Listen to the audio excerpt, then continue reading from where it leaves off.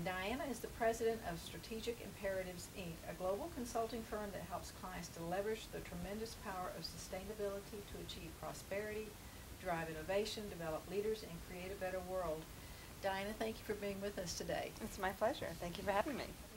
So the mission, as we just said, of Strategic Imperatives is to leverage the tremendous power of sustainability for client prosperity and a better world. We hear about sustainability constantly these days, but what does it really mean? Well, it's a very confusing concept to many people. In fact, it's been said that there are over 300 definitions of sustainability floating around there. In the context that I use it, and that most business organizations and other institutions would use it, it's really the marrying of the social, the environmental, and the economic aspects. So it goes beyond philanthropy, beyond compliance. It's not tree hugging, but it's ways that you can take what's socially and environmentally responsible and build it into your business strategy in a way that's not only good for society, but is good for the organization as well, where they can make money, they save money, they create new products, they enter new markets, they attract better talent into their organization, they attract new customers, they build their branding in a way that also helps the environment and or helps society. Now, you're also writing a book about sustainability due out next year. And we don't know the title yet. No, it's Naming My Baby. I haven't done it yet. I'm still debating that. But this book is going to pertain to strategy, leadership, and organization. So why do you think it's important to write this book? And tell me what you found in your research so far. Well, one of the reasons that I'm writing the book is because education around this topic is so important.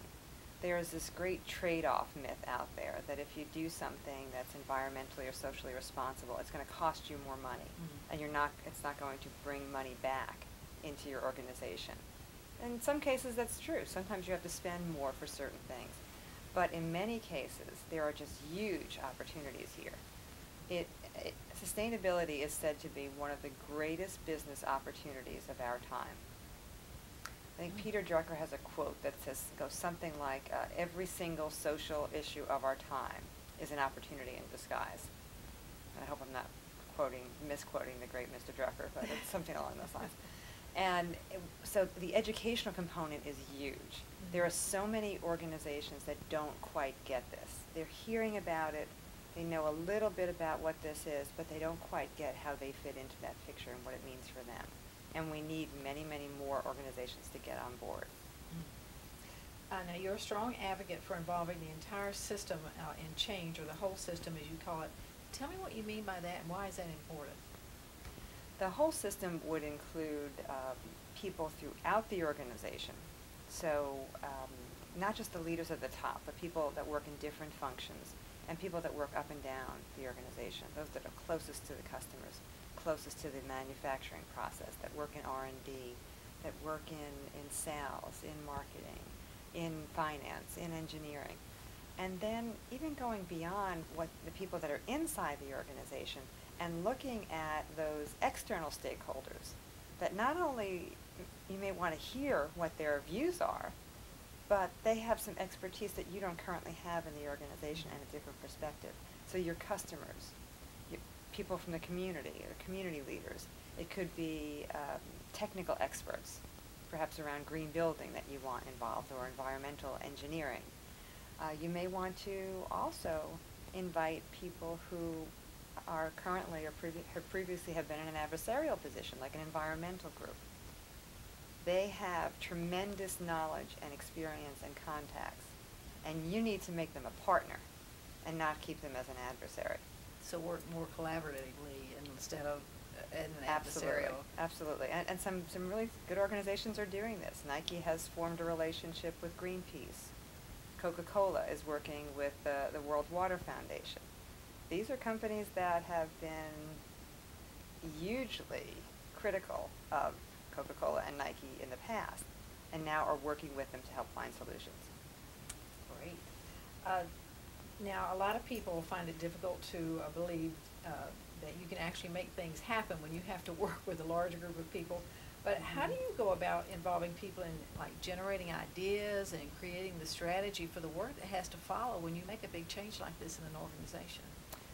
Yes, involving a lot of people can be a bit tricky to do, but there are methodologies that you can use with dozens of people, 100 people, hundreds of people, even 1,000 people, and get them together in a room or through a series of meetings where you basically split them up into tables. You don't have 1,000 people talking to you at once, but you split them up into tables where you have a maximum mix at those tables of people inside, outside the organization, different areas of background and expertise.